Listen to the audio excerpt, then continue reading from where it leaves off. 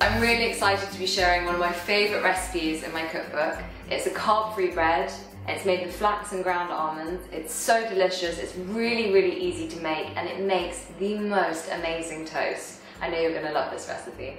So to begin with this recipe, I'm just going to take my ground flax seeds, which I've already weighed out. I'm going to pop them into the bowl with my ground almonds, 3/4 of the seeds. This is pumpkin seeds I'm using, but if you wanted you could swap and you could use sesame seeds, sunflower seeds, or a mixture. And then you use the equivalent of a teaspoon of salt and some baking powder. These are all the dry ingredients going in first. It's much easier if you do dry and then wet ingredients and then mix them all together.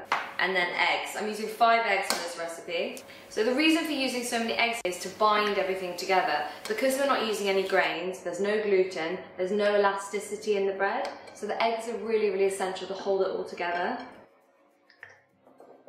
Okay, so I have all my ingredients ready in the bowl. I'm just going to give them a really good mix. So the mixture will start to come together nicely. If it's still looking a little bit thick, because we need to get it to a pourable batter, you can add a bit of water, just to help loosen it.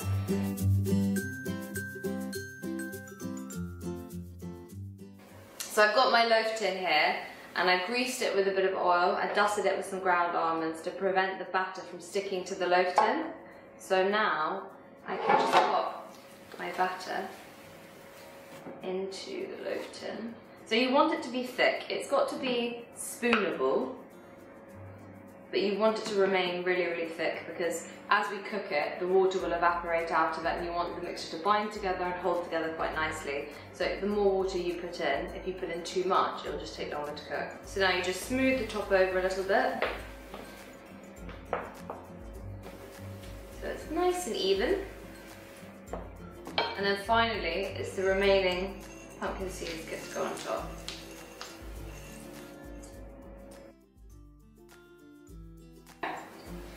So here's my bread, it's ready to go. I've preheated my oven to 180 degrees and I'm just going to pop it into bake for about 35 to 40 minutes until it's nice, golden and risen.